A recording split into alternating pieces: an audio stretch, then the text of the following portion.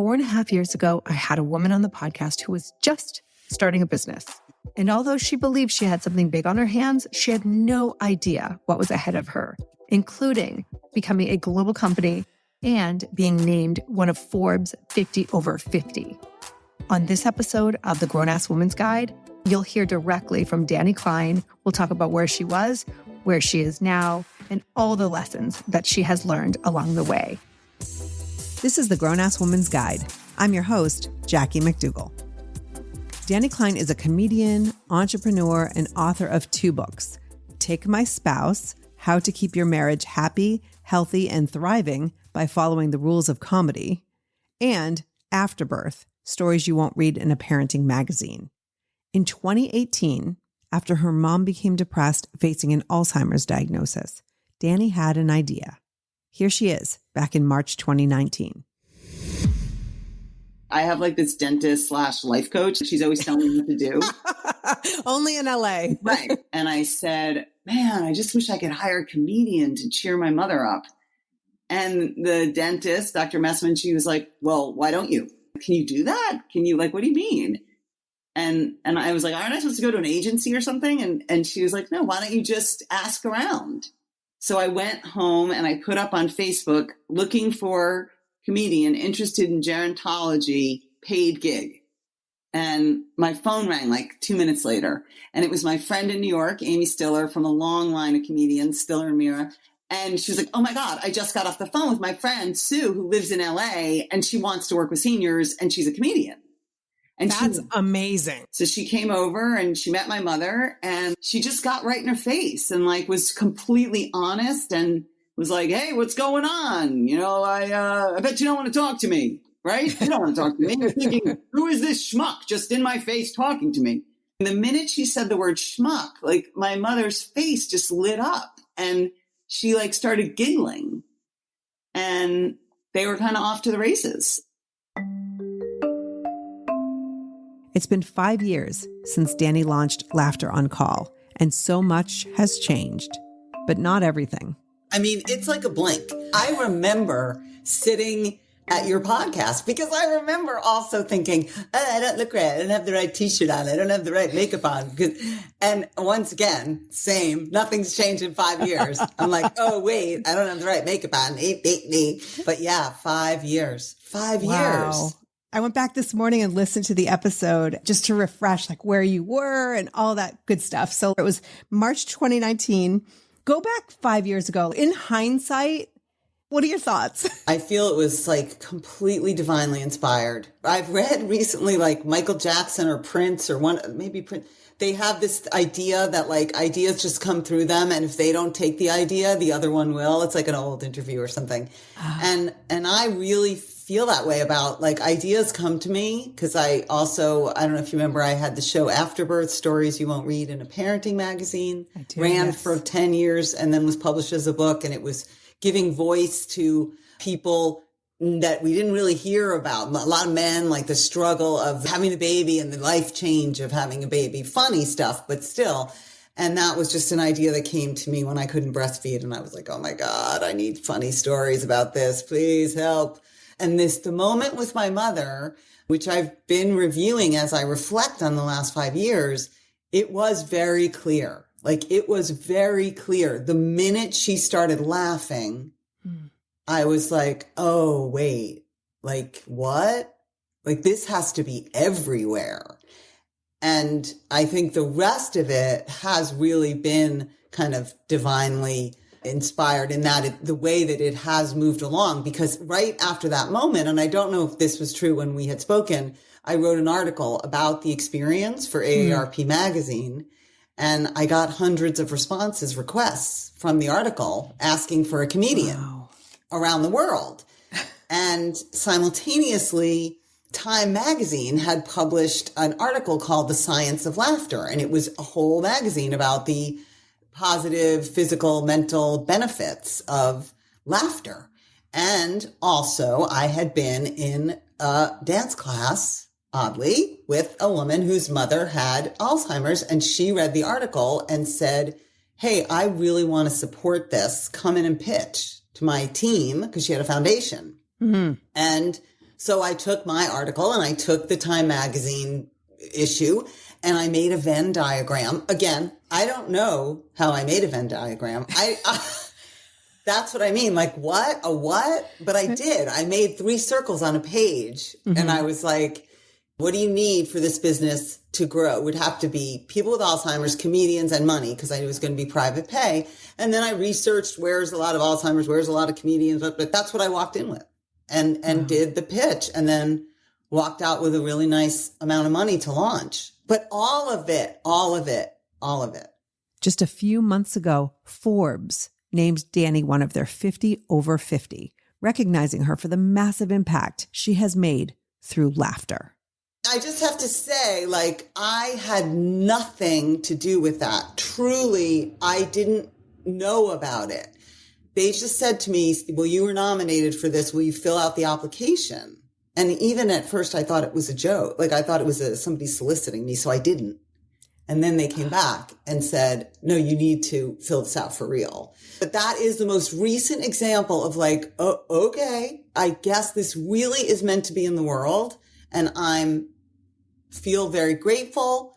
Most of the time when I'm not panicking, I feel really grateful to be the one shepherding it in, but somebody would have landed on it. It just like, I'm lucky because of my life experience. I was kind of chosen to do it. Yeah, so, that's amazing. Big opening monologue. Forbes 50 over 50 is pretty damn big. And I want to talk more about that. How did that feel? Your name along some of these women who you've probably grown up watching or knowing about or respecting. And here's Dani Klein Modisette. Like, how did that feel? Crazy town.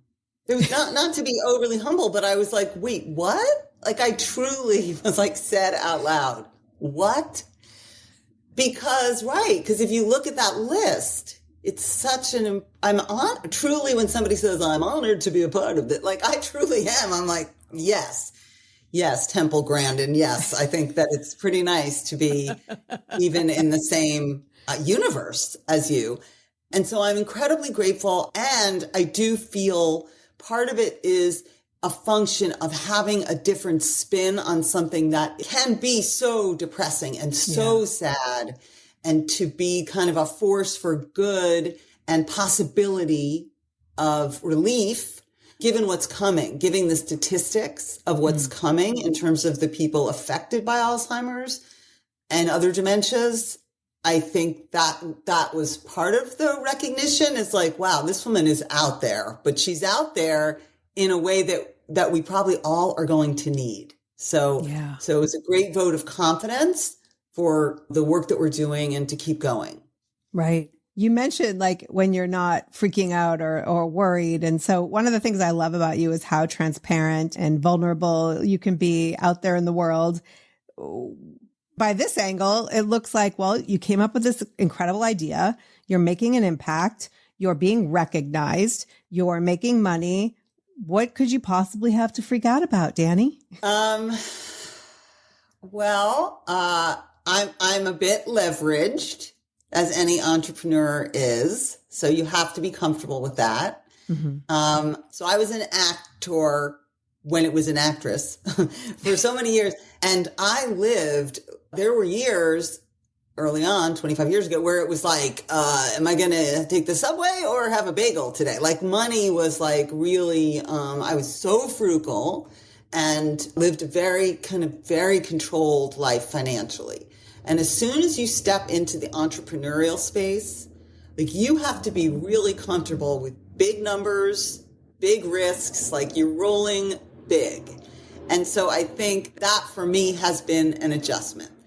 I remember hearing about like entrepreneurs, I won't mention who, but maybe he was president, and like the amount of debt, like billions of dollars of debt. And like the guy sleeps at night. Like, I don't understand that. Like, I'm so conscientious and I'm so grateful to my investor and investors plural, that I am so like, that can stress me out. That's what can stress me out. Like delivering on what I've promised and everybody's expectation. I think that's probably the source of it. Yeah, that's got to be an interesting life, given that everything that you created or did everything that you create sort of only impact you before? It was your book. It was your comedy. It was your show. I mean, your show, you brought in other people, but now you're employing other people, and that's a whole different life. It's a whole different life. And California, as anyone who has a business in California will tell you, very hard on employers. It's a tough place. So, right. I am responsible for the livelihood of 3 people and 30 others. I don't support them fully. They're freelance, but a lot of people through COVID. I mean, I can't even tell you how many people I supported through COVID, which is one of the things I'm most proud of. People always ask me, what are you most proud of? What do you The fact that I was able to keep all these artists going through COVID was like, I get chills just thinking about it. There was no restaurant work. There was no party work. Like, they showed up and we did events around the world. I was really fortunate that November, when we had to make the transition to virtual after, COVID. So it was like, March? And then by April, May, we were running virtual interactive lunchtime laughter from 12 to 12:30. I said, okay, well, let's at least do that. We assumed that it would be caregivers and people with Alzheimer's. Like, let's give them a break. They're so isolated. They're the most vulnerable population. And very quickly, perfectly lucid people were showing up who were stuck in their homes and needed to feel a sense of connection and comic relief. And so that started rolling. And from there, I was reading all these articles in the Harvard Business Review and Forbes and The Atlantic and the New York Times about HR, and they don't know what to do. They're overwhelmed with people's anxiety and fear, and how is it going to work? And so we started pitching to all of these companies, and we landed in a newsletter called Snack Nation. Not getting paid for that plug, but they were amazing. And of course, I thought when it was presented to me that I was going to get free protein bars. I was like, oh, Snack Nation. I'll take some protein bars. And no, it's actually a periodical for the business world, for resources. And that really is what blew us up. So for November and December of that year, like, I had people working 5 hours a day, just going from Zoom room to Zoom room to Zoom room. Wow. Dealing with like international teams. It was very, very wonderful. And I'm just so proud of that. And then we're always adjusting. We're always adjusting. So what do you think are the biggest surprises over the past 5 years? You start with this like small idea, want to get in front of people with Alzheimer's, which I think is incredible, not only for those who are diagnosed with dementia of some sort, but the families, like to see your relative or loved one laugh, to see them just let go and just be in the moment. I can only imagine how that feels, like seeing my own dad go through Alzheimer's. And so what did you think it was going to be? And then what surprised you about the whole thing? Okay, well, I definitely thought it was going to be big. Like, that's the thing. I remember going, because I'm on a board of like the local, it's called MAPS, marketing and something professionals, all people who work in the senior space. And I remember one of them saying something to me about local and, reaching out to California. And I was like, no. Like, yes. And I have a much bigger vision for this. And I think you have to, for anything that you do creatively, you have to have just the biggest vision, because you're probably not going to reach the biggest vision. But even coming close to it, even having that force and belief. And so I always did envision something very big. I didn't anticipate the corporate piece and like the supporting mental health globally.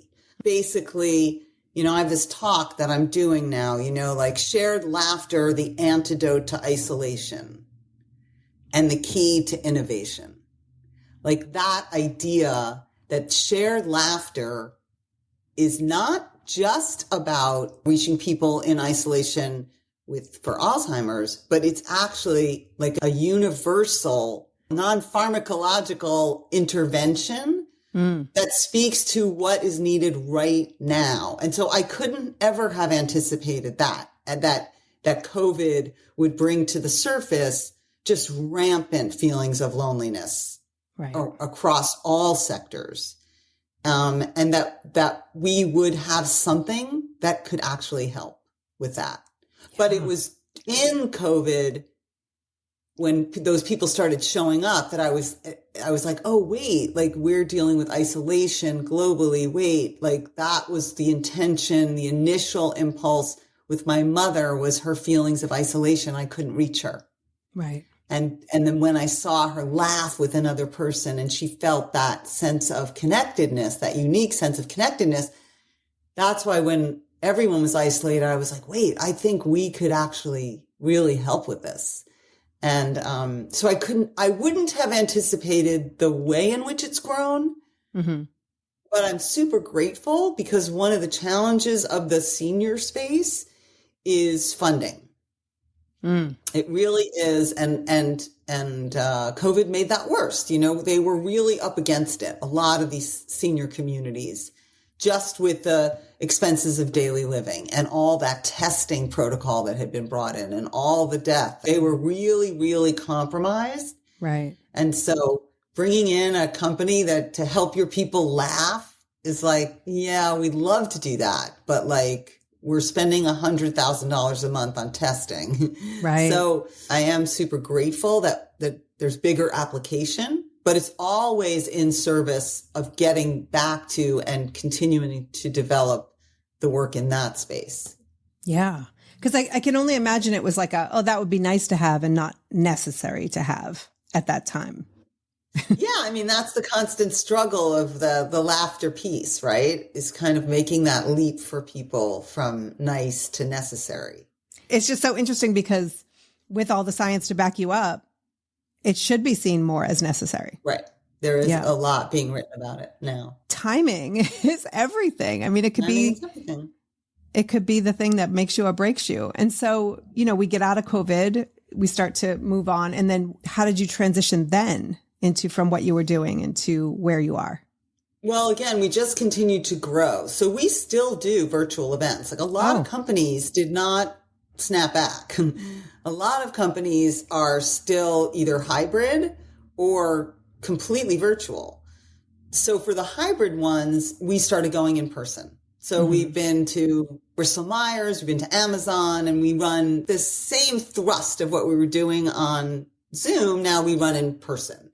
In fact, I have one today for LA City Councilman Bob Blumenfield. We're going to go there and work with his team, get them all kind of connected and laughing, a little comic relief. And that'll be 2 hours. And I have 2 kind of training structures that I use based on course that I taught at UCLA. I taught stand-up at UCLA for 10 years. So I kind of robbed from that and from my books and taking comedy out of the clubs and into your life and very specific tools and 2 acronyms. And so, so we go there and we just get people, you know, first get them present and energized and then kind of teach communication tools using improv exercises. That's cool. So you're doing the in-person ones, you're doing the virtual. How often in your business are you actually working with the dementia patients or Alzheimer's patients? Is that just a small sector now of your business? It's probably 40%. And we have like regular, lots of steady clients in LA. For that, we're always looking for more because we don't even have to put anybody on a plane. And I have comedians around the country. We have a wonderful bunch up in Northern California that are going to be working with Coterie. I just went to New York and did a workshop with Coterie.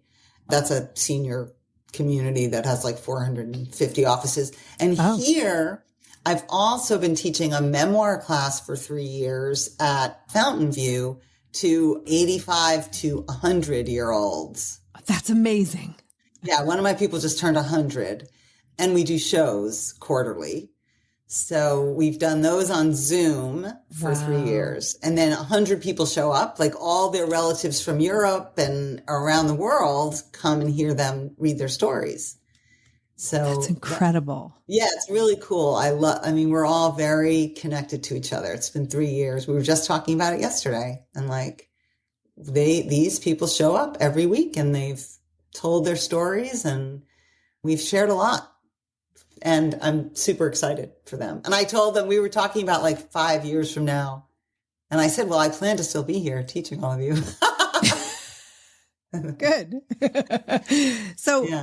I remember when my dad was alive and he would go into the hospital for a variety of things, and they would put him in the hallway because they couldn't have they didn't have a bed, or, and they would talk to him like he was just some frail old man who had, no experience in his life. Like, I mean, it was really, really sad to me and really frustrating to me that here's a guy who raised 13 children, who survived. My mom was 39 when she died. He was 38 years old when he became a widow or a widower. I forget which one's which, of, 11 kids. And then he got remarried and all this stuff. But he had lived a whole full life. He had done so much. He was so capable. And then, here he was in his 70s and he was just being treated in this way that was just so disrespectful, and they just disregarded him. I feel like, what have you learned about senior citizens in the last 5 years? That they're there. They're there. You can't, I used to see a lot of this. Oh, she doesn't look good. No, she doesn't. That's not good today. No, and you're like, what? Hello. Like they're there. And that is a lot of what we teach, in the workshops, the idea of honesty, because, as a comedian, it's funny because it's true. Like, somebody who's willing to tell the truth and like just being honest with a person. And that was the original moment with my mother that, if anybody's ever heard me, I tell the story all the time, where the woman, she pulled up a chair to my mother. She got at eye level with her and she told the truth. She was like, I know. You don't want to talk to me. No, you're probably thinking, who is this schmuck just talking to me? And, my mother laughed because it was the truth. And also because schmuck is a funny word. But that sense of like showing up and respecting that there's a person there and really checking in with them. And there's also such an opportunity to know them in a different way at this stage of their life. But you have to be willing to show up. People are super afraid of cognitive decline. They're just afraid. It makes them so uncomfortable and feel so threatening that they have a really hard time showing up for it, which is why I break it down. I have this video where I'm like, 5 things you can do to have a successful visit with someone with Alzheimer's. In honor of the last day of Alzheimer's Awareness Month, I'm going to give you five tips, things you can do to have a successful visit with someone in cognitive decline, because it's totally worth it. Number 1, bring food. You can break bread, bring a donut, bring a cookie. Maybe don't bring Ezekiel toast, not that tasty, but you can bring food and just share it. Number 2, play music. Play some music. Before 1960, they love that music. And another thing you can do, bring some photos. Look at that. That's me. Yeah. And you can make up stories about the person. Just tell a story. It doesn't have to be true, but you can talk and engage, and maybe they will participate, which would be great. Also, you can dance. You can make it up. You don't have to be a good dancer. You can just bring that kind of energy. And last but not least, maybe they don't talk anymore, but you can make a funny face. You can make a funny face and they will make that funny face back. It's a little thing called mirroring. And you will have made that connection because they are in there. And so that's my gift to all of you. 5 things you can do to engage with people in cognitive decline. It does matter and they will so appreciate it. And so do I. The first one is like, bring a donut. Like, it's like, like break bread, like ancient tradition, just break bread, create a connection. I'm hoping that if you give people simple ways and actionable steps to take, that even if you can only stay 20 minutes, it's 20 minutes more than most people. And they've had a human connection for those 20 minutes. There are a lot of listeners who might be in this whole, like, quote unquote, sandwich generation. They, like, you and I have teens. It's funny. We're listening back. You had an 11 and 16-year-old, and that was 4.5 years ago. So, and my kids are like 16, 18, 19. And so, we've got young adults on our hands. Yes, 100%. And there are a lot of people like us who are also then taking care of aging parents and trying to figure out that and feeling really, really stressed. And so what have you seen from your kind of bird's eye view? Do you have any tips for someone who might be in that position to make it a little lighter or make it less stressful? Yeah. So this is going to sound obvious. The first one is breathe. That's just, you got to breathe. You got to take the moment to just, like I always say, the breathing is the first building block of self-care. So you got to do that. Yeah. Also, big one is you have to accept imperfection, and not even just accept it, embrace it, take it as an opportunity, because it's all going to be nuts. You're never going to be perfect at it. And the more you can stay in the moment and be with what is, particularly cognitive decline. I just remember like trying to take my mother to the bathroom in a public place and her coming out with like, I don't like her pants, like, you know, craziness. You have to improvise. And, you know, the sandwich thing, you do the best you can. And I think you are, in showing up for your parents, you are teaching your kids the value of showing up. So I think there's real value in that, even if it means sacrificing a bit of your quality time with your kid for this phase, not missing the big things for sure. Right. But my theory about the parent piece is you need to do whatever you need to do so that after they go, you don't have to spend the rest of your life feeling bad. And like, I didn't do enough. And never was this more clear. We did an episode of The Doctors, and one of the doctors, it's like 4 doctors, they're all fabulous. But then the oldest doctor, we're telling the story. There's beautiful footage, and the camera pans, and he's teary. So of course they jump on that because it's such good TV, and they're like, "Oh my gosh, why? What's going on? Why are you crying?" This guy's got to be close to 70, 60s. And he says, "I don't know. I'm just realizing I could have done so much more for my mother. I could have showed up for my mother." And it was so moving. And that's what I think you need to protect as a parent and a daughter is they're going to pass and you're going to still be here. So what are you going to do to make sure that you have peace after they go? Right. Whatever that means for you. But you have to take the time to figure that out so that you protect yourself. I remember teaching a memoir class at Belmont Village in Westwood. Bunch of very smart, they're all like UCLA professors that end up there. And this woman, again, probably 80, writing about how much she dropped the ball caring for her mother and how it tortures her still. So that's the greatest gift you can give yourself, is figuring that out and taking the actions. And your kids will understand. And obviously, if you have little ones, you got to get help, or little ones you can sometimes bring with a toy, or, you know. It was actually hardest for my oldest son, who was closest to my mother. He couldn't. It was very, very painful for him.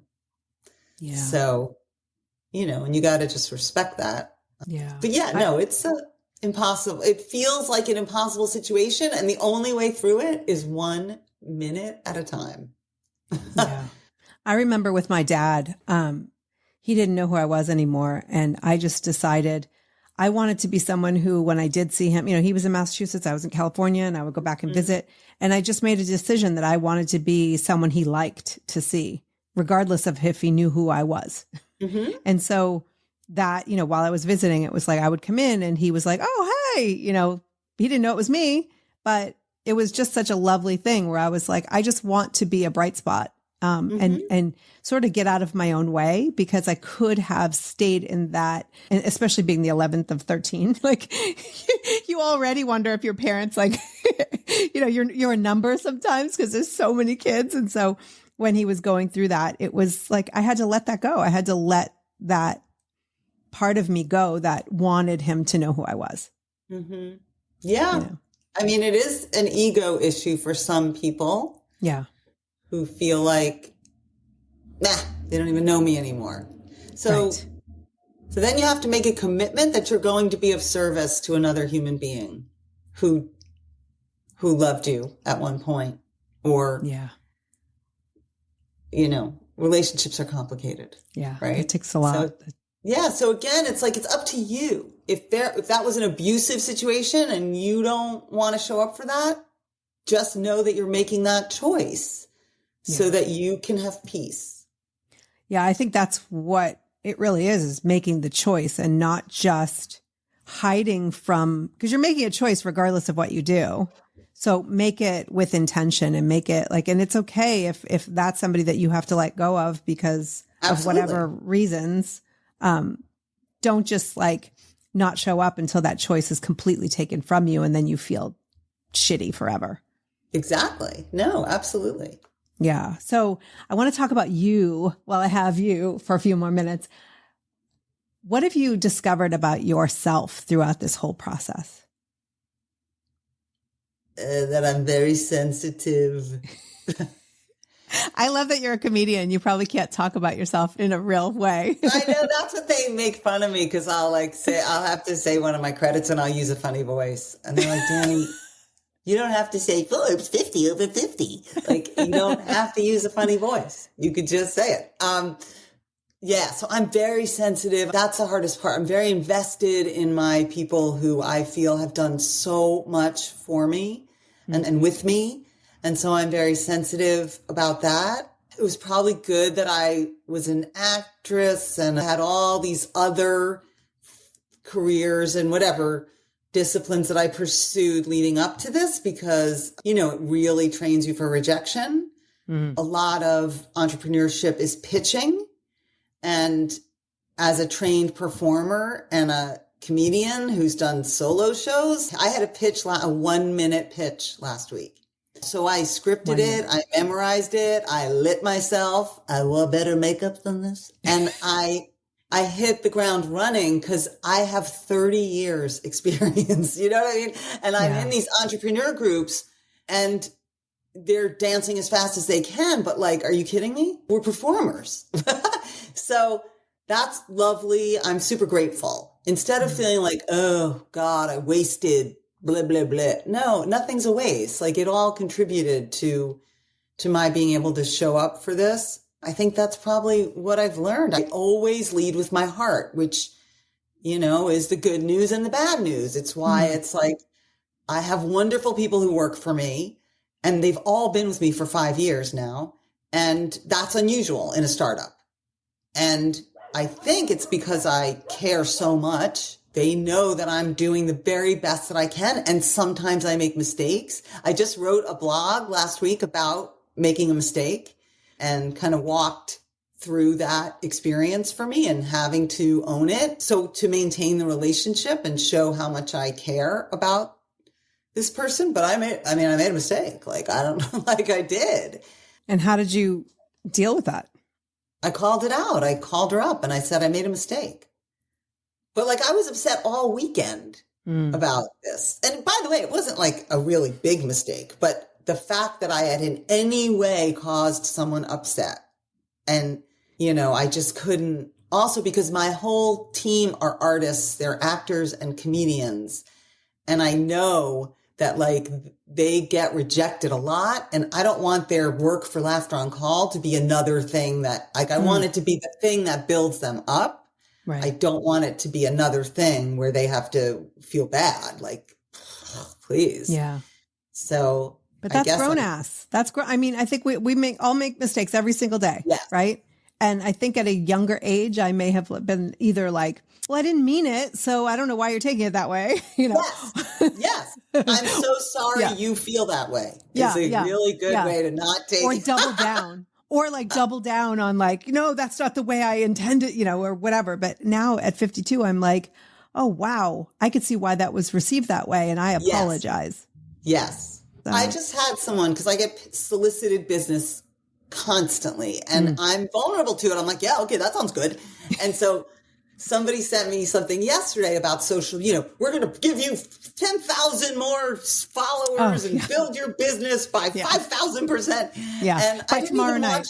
Right. And I didn't even watch the whole thing, but I have a social media person. So I sent that to her. I forwarded it to her. Mm-hmm. And then she slacked. Well, I thought this was off-putting, but I'll look at it. And I interpreted that to mean that she was insulted because she's my social media person. Why am I sending her a video about social media? And of course, for an hour, I was like, until I got her on the phone, I was like, oh my gosh, I didn't mean to insult you at all. Like, I didn't even read that thing. And then she said, I don't know what you're talking about. I meant I was off put by the video itself. I'm not. Right. So there's a little bit of, not paranoia, like oversensitivity. Yeah. Which can get in the way of business. And by the way, since it's the grown-ass woman's guide, you're not going to have a man on here having this conversation. No. But you're not going to have a man out there having this conversation either. Right. That's what I mean. It's very, it's so uniquely, I think, female and maternal and nurturing to have that kind of thought. I don't want to hurt anybody's feelings. I feel bad. Right. Like, I don't want anybody to feel bad. I don't know, a lot of, what? You're going to feel bad sometimes. Like, suck it up. Right. And we make mistakes and that's okay. And so, you touched upon this a little bit, like for the past 5 years, it sounds like you have had to allow yourself to receive help, receive support. Was that a challenge for you? I'm going to say no, because my very first boss out of college, this man, Jerry Zaks, he's a Broadway director, won a lot of Tony Awards. And I followed him around for like 3 years. And the one thing that I noticed that he did that made him a master, in addition to his talent and his vision, was he always hired the best people to do what he didn't know. So his design team was Ann Roth and this one and that one, and let them do their best at what he doesn't know how to do. And I run Laughter on Call the exact same way. I don't get in the ring. If my social media person tells me XYZ, I trust that's her area. And that sounds good to me. I really do put the people in place that have more talent than I do in other areas. And I trust them. Like, that's your party. And thank you. Thank you so much. Yeah. That's awesome. I'm going to clip that right there because I think we all need to listen to that, because when you do that, it relieves you. I think a lot of grown-ass women have a hard time delegating, a hard time giving something to other people to do. And there are so many people out there that do X, Y, and Z better than we do. And so why would you not? Never mind the fact that I remind myself, oh, if I get someone else to do it, then I'm actually employing or like contracting someone, another grown-ass creative who now has some work, has more work. And so I think delegating is the best thing you can do for all grown-ass women and people. Yeah. Yeah. I mean, there are areas where I am, they probably would say I'm a little bit nutty about language and anything written. Like, they'll be like, it's fine. I'm like, no, it's not fine. That shouldn't be a that. That should be a this. Like that's where I get really controlling, is about language. And I'm a little bit, my team is in their 30s. And as we noted, I'm 60. So it is a generational thing. Like I wrote this piece. Oh my goodness, I'm not going to remember, but Don Rickles was the figurehead for the piece. He was the photo. And I chose a picture like this. Like, for those of you just listening, like a smile. And she chose what ended up on the blog initially was this. Like Don Rickles sticking his tongue out. And I was like, no, I don't want to look at that. Yeah. But like, she's in a rock band. She thought that was totally fun. Right. So there's like a taste element sometimes where I err to what they would call is conservative.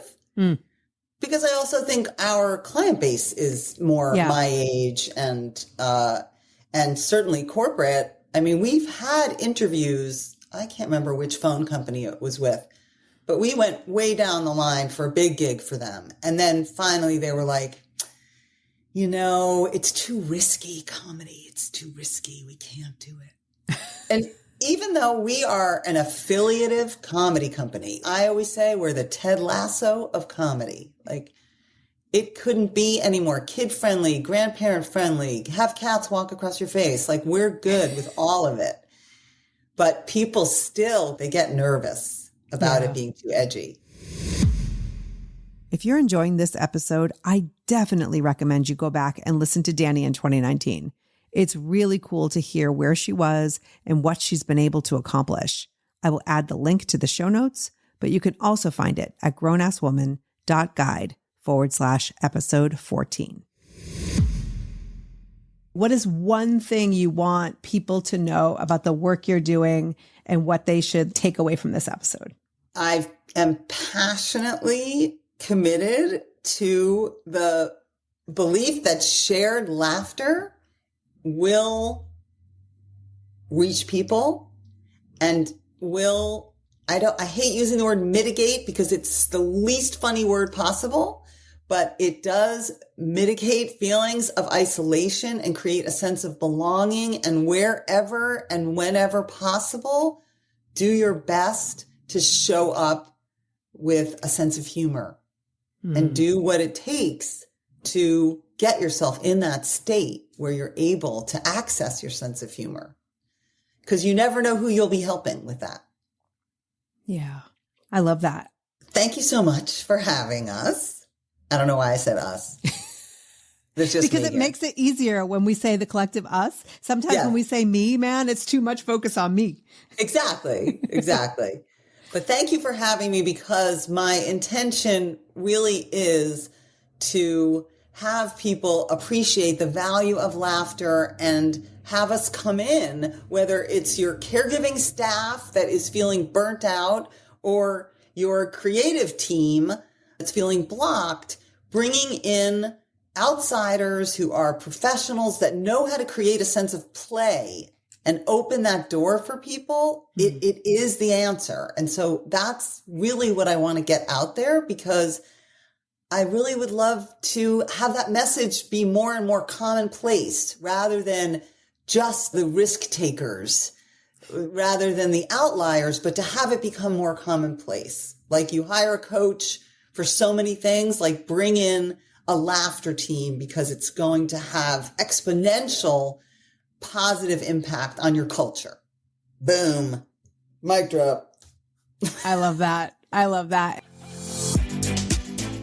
Connect with Dani at laughteroncall.com or on social media at laughteroncall. Thank you so much for listening. Join me next week for another new episode with a grown-ass woman who's using her life experience to entertain us. I would love to hear from you. Please leave a rating and review wherever you listen to podcasts, and let's definitely connect on social. You can find me at grownasswoman.guide. And please tell a friend about the show. Until next time, you are a grown-ass woman. Act accordingly. Spring has sprung, and with the change of seasons, sometimes comes an increase in vitality. If you're feeling in the mood for a little more personal time, may I suggest Coconu. Coconu is all about providing clean and natural ingredients when you're enjoying your most intimate moments, with or without a partner. Naturally safe products developed by people who are obsessed with quality. Get 15% off with promo code GROWNASS at grownasswoman.guide/Coconu. That's 15% off with promo code GROWNASS at grownasswoman.guide/Coconu.